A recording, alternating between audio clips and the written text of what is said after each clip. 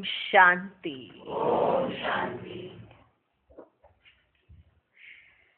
आज कौन सी तारीख है? 29 अगस्त है। हाँ, देखो अगस्त मास पूरा हो गया है ना, है ना। देखो समय का पता चलता है, नहीं पता चलता है। तो अगस्त मास पूरा हो गया। अभी 15 अगस्त आई थी, फिर अभी अगस्त मास पूरा हो गया, 29 तारीख आ गई। सब कितना फास्ट होता है, उतना ही फास्ट हमारी स्थिति। इस पे थोड़ा सा चिंतन करने की जरूरत है कि जितना फास्ट समय चल रहा है उतनी फास्ट हमारी स्थिति है। समय परिमाण भी अगर देखा जाए उतनी फास्ट है, बड़ी मार्जिन रह जाती है ना। तो भी मार्जिन नहीं रहनी चाहिए। तो अगर ये सोच लेंगे तो नहीं रहेगी, और उसके लिए पुरुषार्थ तो बाप करा ही रहे हैं, मालूम है ना सबको। स्वयं भगवान बच्चों से पुरुषार्थ कराते हैं, ऐसे करो ऐसा हो जाएगा, ऐसे करो ऐसा हो जाएगा। अब कहना मानने वाले और सिर्फ सुनने वाले बहुत हो जाते हैं। अब जो कहना मानते हैं तो बनते हैं, जो सिर्फ सुनते हैं तो बस खुश होते हैं। तो आपको सिर्फ खुश नहीं होना है, बनकर दिखाना भी है। जो दुनिया कहे कि हाँ ऐसा बना जा सकता है। ऐसा ना हो कि भगवान बनाए और कभी कहे बच्चे कि नहीं नहीं ऐसा तो नहीं होता है, ऐसा कोई बन नहीं सकता है। ऐसा नहीं है, बना जा सकता है। मानते हो ना? सर्वगुण संपन्न ये है ना, बने हैं ना, तभी तो है। ठीक है। आज की तारीख है 29 अगस्त 2016। साकार महावाक्य। बाबा कहते मीठे बच्चे, मन मना भव की ड्रिल सदा करते रहो तो 21 जन्मों के लिए रुष्ट पुष्ट बन जाएंगे, माना निरोगी। आज का प्रश्न, सतगुरु की कौन सी श्रीमत पालन करने में ही गुप्त मेहनत है? उत्तर, सतगुरु की श्रीमत है, मीठे बच्चे इस देह को भी भूल कर मुझे याद करो, अपने को अकेली आत्मा समझो, देही अभिमानी रहने का पुरुषार्थ करो, सबको ये पैगाम दो कि अशरीरी बनो, देह सहित देह के सब धर्मों को भूलो तो तुम पावन बन जाएंगे। इस श्रीमत को पालन करने में बच्चों को गुप्त मेहनत करनी पड़ती है। तकदीरवान बच्चे ही एक गुप्त मेहनत कर सकते हैं। ठीक। ओम शांति। ओम शांति। बच्चे बैठे हैं अपने भाई और बहनों को ड्रिल सिखलाने। जब बाबा आते हैं उससे पहले दो बच्चे बैठे होते हैं। ये कौन सी ड्रिल है? इसमें बच्चों को कुछ कहना ही नहीं होता है। वह तो जिस्मानी ड्रिल आदि करते हैं उसमें तो कहना पड़ता है। यह तो सुप्रीम टीचर है, जो गीता का भगवान भी है, जो बच्चों को बैठ योग की ड्रिल भी सिखलाते हैं। ये ड्रिल भी गुप्त है। ड्रिल सिखाई इसलिए जाती है कि स्टूडेंट रुष्ट पुष्ट हो। क्या हो? रुष्ट पुष्ट हो, माना हेल्दी हो। तुम बच्चे जानते हो कि इस मन मना भाव की ड्रिल से 21 जन्मों के लिए बहुत रुष्ट पुष्ट रहेंगे, कभी बीमार नहीं होंगे। तो ये कितनी अच्छी रूहानी ड्रिल है। बाप समझाते हैं मन मना भव, इसमें कहने की भी दरकार नहीं, सिर्फ समझाया जाता है कि अपने को आत्मा समझो, देही अभिमानी भव, देही अभिमानी भव। ठीक, देही अभिमानी भव, सिर्फ समझाया जाता है कि अपने को आत्मा समझो, देही अभिमानी भव। भव का अर्थ ही है कि तुम बाप को याद करो तो एवर हेल्दी बन जाएंगे। भव का अर्थ ही है तुम बाप को याद करो तो एवर हेल्दी बन जाएंगे। कल्प पहले भी हम इस रूहानी ड्रिल से एवर हेल्दी बने थे। रूहानी ड्रिल रूहानी बाप परम पिता परमात्मा शिव सिखलाते हैं। भगवान तो उनको ही कहा जाता है जिनकी पूजा भी होती है, शिवाय नमः भी कहते हैं ना। ब्रह्मा देवताए नमः, शिव परमात्माए नमः कहेंगे ना। ये ड्रिल कोई जिस्मानी मनुष्य नहीं सिखलाते हैं। ऐसे नहीं कि तुमको ये ड्रिल ब्रह्मा ने सिखाई है, नहीं। भल ब्रह्मा कुमार कुमारियां कहलाते हो, परंतु चिट्ठी पर भी लिखते हो ना, शिव बाबा केयर ऑफ ब्रह्मा। ये तो गुप्त हो गया, लेकिन मनुष्यों को कैसे पता पड़े? ब्रह्मा तो प्रजापिता है, तो सारी दुनिया उनके बच्चे हैं। प्रजापिता है ना। ड्रिल सिखलाने वाला तो निराकार बाप है। ड्रिल किसने सिखलाई?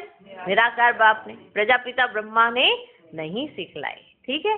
ड्रिल किसने सिखलाई? निराकार बाप। वह गुप्त है। गुप्त होने के कारण मनुष्यों को समझने में भी डिफिकल्टी होती है। क्या होती है? क्या होती है? ब्रह्मा को तो भगवान नहीं कहा जाता, यहाँ नाम ही दिखलाते हैं ब्रह्मा कुमार कुमारियां, अर्थात ब्रह्मा की संतान।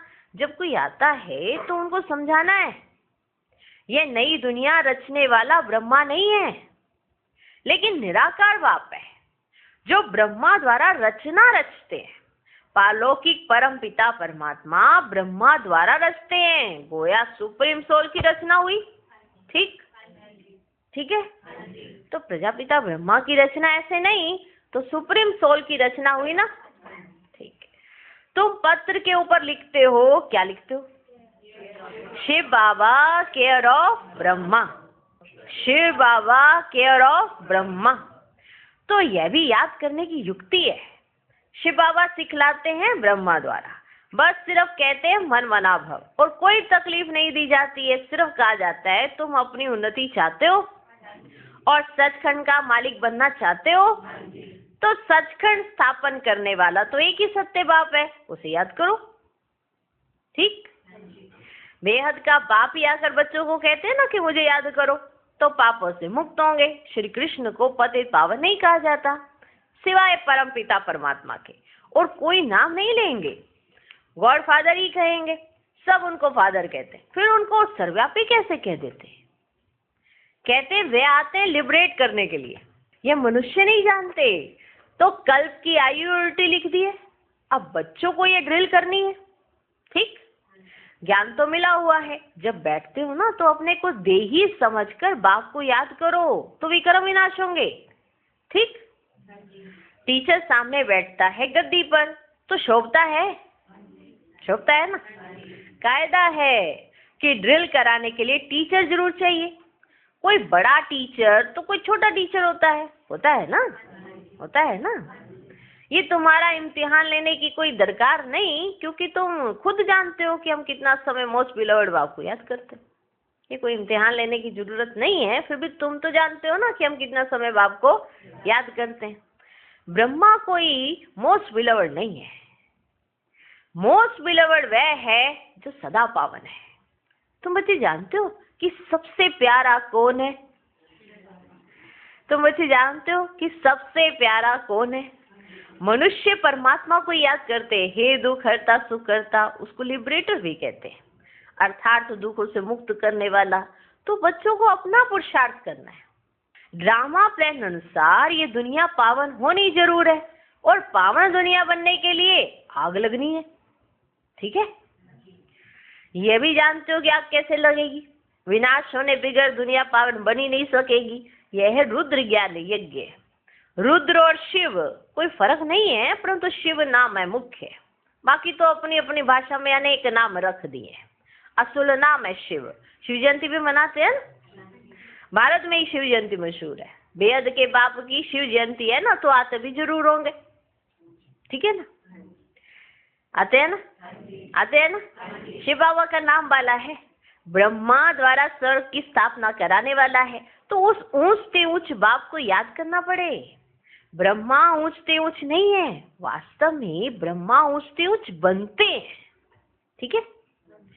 फिर नीचे भी उतरते हैं। तुम बीके भी नीचे थे, अब ऊंच बन रहे हो, एकदम ऊंच बाप के घर चले जाएंगे। तुम इस समय त्रिकालदर्शी बन रहे हो। तुम खुद जानते हो कि हम ही स्वदर्शन चक्रधारी हैं। हम ब्रह्मांड और सृष्टि के आदि मध्यांत को जानने वाले हैं। ब्रह्मांड अर्थात ऊंच, जहाँ सभी आत्माएं निवास करती हैं। दुनिया में और कोई नहीं जो समझाए कि मूल वतन में आत्माएं रहती हैं। विश्व और ब्रह्मांड अलग अलग है। विश्व और ब्रह्मांड अलग अलग है। आत्माएं रहती है निर्वाण धाम में, जिसको शांति धाम कहा जाता है। तो सबको प्यारा लगता है? उसका असली नाम निर्वाण धाम व शांति धाम है। किसका? किसका? आपके घर का, परम धाम का असली नाम निर्वाण धाम। ठीक है, असली धाम भी वही, असली नाम भी वही। आत्मा का स्वरूप है शांत। आत्मा का स्वरूप है शांत। शांति धाम में तो बहुतों को रहना होता है ना, और कोई स्थान ही नहीं है। आत्मा जब बाप को और घर को याद करती है ना, तो ऊपर में याद करती है। कहाँ याद करती है? ऊपर में याद करती है। बीच के धाम को तो तुम्हारे सिवाय और कोई जानते ही नहीं है। सूक्ष्म वतन का पता है किसी और को? पता है? आपको पता है, बाबा ने बताया, हमको पता पड़ा। परम धाम को कई मनुष्य याद करते होंगे, लेकिन सूक्ष्म वतन को कोई याद नहीं कर सकते, क्योंकि सूक्ष्म वतन के बारे में तो किसी को पता ही नहीं है। ठीक, तुम्हारे सिवाय और कोई जानते ही नहीं। मनुष्य को तो इतना ज्ञान है ही नहीं ना। सिर्फ कहते ब्रह्मा विष्णु शंकर सूक्ष्म वतन में रहते हैं, बाकी उन्हों के ऑक्यूपेशन का पता नहीं है। 84 जन्म लेते हैं, ब्रह्मा सो विष्णु, विष्णु सो ब्रह्मा है। यह है लीप युग, यह थोड़े समय का है। जैसे पुरुषोत्तम मास कहा जाता है ना, ये तुम्हारा हीरे जैसा उत्तम बनने का ऊंच जन्म है। ये तुम्हारा हीरे जैसा बनने का ऊंच जन्म है। शूद्र से ब्राह्मण बनना सबसे उत्तम है। ब्राह्मण बनते हो तो दादे का वर्षा लेने का हकदार बनते हो। बाप बच्चों को कहते, बच्चे सदैव मन मना भव। बाप बच्चों को कहते, बच्चे सदैव मन मना भव। अंडरलाइन, सदैव मन मना भव। बाप का मैसेज सबको देते रहो। बाप का मैसेज सबको देते रहो। बाप को कहा ही जाता है मैसेंजर, और कोई भी मैसेंजर अथवा पैगंबर नहीं है। बाबा ही तो मैसेज देने आते हैं, बाकी और कोई भी मैसेंजर व पैगंबर नहीं है। वे तो आकर अपना धर्म स्थापन करते हैं। वे तो आकर अपना धर्म स्थापन करते हैं। पैगंबर सिर्फ एक है, वही आकर तुमको पवित्र बनने का पैगाम देते हैं। तो विशेष शब्दों में लिखो कि मैसेंजर और पैगंबर बाप के सिवाय कोई नहीं है, क्योंकि बाकी सब आकर धर्म स्थापन करते हैं। ऐसे लिखना है। बाकी सब आते हैं, वे आते हैं धर्म स्थापन करने। वे कोई वापस ले जाने वाले गाइड नहीं है। वे तो एक ही सतगुरु सदगति देने वाला है, सच बोलने वाला, सच्चा रास्ता बताने वाला। तो एक ही परम पिता परमात्मा शिव है। तो बहुत गुप्त मेहनत करनी है बच्चों को। तो आज की मुरली का सार है गुप्त मेहनत। और उस गुप्त मेहनत के क्या क्या पॉइंट्स हैं, वो है आज का आपका होमवर्क। तो बहुत गुप्त मेहनत करनी है बच्चों को। अभी तुम जानते हो कि हमको ये देह भूलकर एक बाप को याद करना है। शरीर छूटा तो सारी दुनिया छूट जाती है। शरीर छूटा तो सारी दुनिया छूट जाती है। आत्मा अकेली बन जाती है। बाप कहते हैं देही अभिमानी बनो, तो फिर कोई भी मित्र संबंधी याद नहीं पड़ेंगे। देही अभिमानी बनो तो फिर कोई भी मित्र संबंधी याद नहीं पड़ेंगे। हम आत्मा हैं, हम चले जाएंगे बाप के पास। बाप राय देते हैं कि तुम मेरे पास कैसे आ सकते हो। ये बाबा भी नामी रामी है। इन द्वारा बाप सभी आत्माओं का गाइड बन मच्छरों सदृश्य वापस ले जाते हैं। ये यथार्थ ज्ञान सिर्फ तुम बच्चों की बुद्धि में है कि बाबा इनके द्वारा गाइड बन सभी बच्चों को मच्छरों सदृश लेकर जाते हैं वापस। ये ज्ञान, वो भी यथार्थ ज्ञान, सिर्फ तुम बच्चों की बुद्धि में है। ठीक है, बड़े बड़े पॉइंट ही नहीं है। चलो, शरीर छूटा तो सारी दुनिया छूट जाती है, आत्मा अकेली बन जाती है। बाप कहते देही अभिमानी बनो तो फिर कोई भी मित्र संबंधी याद नहीं पड़ेंगे। हम आत्मा हैं, हम चले जाएंगे बाप के पास। बाप राय देते कि तुम मेरे पास कैसे आ सकते हो। ये बाबा भी नामी ग्रामी है। इन द्वारा बाप सभी आत्माओं का गाइड बन मच्छर सदृश वापिस ले जाते हैं। ये यथार्थ ज्ञान सिर्फ तुम बच्चों की बुद्धि में। तुमको पांडव सेना भी कहते हैं। पांडवपति स्वयं साक्षात परम पिता परमात्मा है, जो तुम बच्चों को ड्रिल सिखला रहे हैं। पांडवपति स्वयं साक्षात परम पिता परमात्मा है, जो तुम बच्चों को ड्रिल सिखला रहे हैं। हूबहू कल्प पहले मुआफिक। जब विनाश होगा तो सब आत्माएं शरीर छोड़ चली जाएंगी। सत्युग में जब थोड़ी आत्माएं है ना, तो एक राज्य है। देखो कितनी छोटी लाइन है ना, कमाल है ना, वंडर। सत्युग में जब थोड़ी आत्माएं हैं तो एक राज्य है। अभी अनेक हैं, फिर जरूर एक होगा। ये ज्ञान सारा दिन बुद्धि में सिमरन करना है। ठीक है, ये ज्ञान सारा दिन बुद्धि में सिमरन करना है। बच्चों को प्रदर्शनी पर भी समझाना है। जब न्यू दिल्ली थी तो नया भारत था, एक ही आदि सनातन देवी देवता धर्म था। आदि सनातन कोई हिंदू धर्म नहीं था। हम ब्राह्मण तो देवता बनते हैं, ये और धर्म वाले मानेंगे नहीं। जो पहले आते हैं वही 84 जन्म लेते हैं। ये है बिल्कुल सहज समझने की बातें। अब तुम बच्चों की बुद्धि में है कि अब नाटक पूरा होता है। सभी एक्टर्स आ गए हैं, 84 जन्म पूरे किए, अब फिर घर चलना है, क्योंकि बहुत थक गए हो ना, भक्ति मार्ग है ही थकने का मार्ग। बाप कहते हैं अब मेरे को याद करो, औरों को भी पैगाम दो कि देह सहित देह के सब धर्म छोड़ अपने को आत्मा समझ बाप को याद करो। अशरीरी बनो तो पावन बन जाएंगे, क्योंकि अब वापस घर चलना है। और सामने खड़ा है। यहाँ भी बच्चे बाप के पास सम्मुख रिफ्रेश होने आते हैं। बाप सम्मुख बच्चों को समझाते हैं कि बच्चे देह अभिमान छोड़ मामिक कम याद करो। सम्मुख समझा रहे, देह अभिमान छोड़ मामिक कम याद करो। ये पुरानी दुनिया अब खत्म होनी है। तुम एक बाप को याद कर पवित्र बनेंगे तो पवित्र दुनिया के मालिक बनेंगे। अगर मेहनत नहीं करेंगे तो फल भी नहीं मिलेगा, फिर सजा खानी पड़ेगी। बाप कहते कि अपनी कमाई जमा करते रहो और दूसरों को भी निमंत्रण दो। बाप का रास्ता भी बताओ। तुम बच्चों को भी कल्याणकारी बनना है, अपने मित्र संबंधियों का भी कल्याण करना है। यहाँ तुमको देही अभिमानी बनाया जाता है, महामंत्र देते हैं।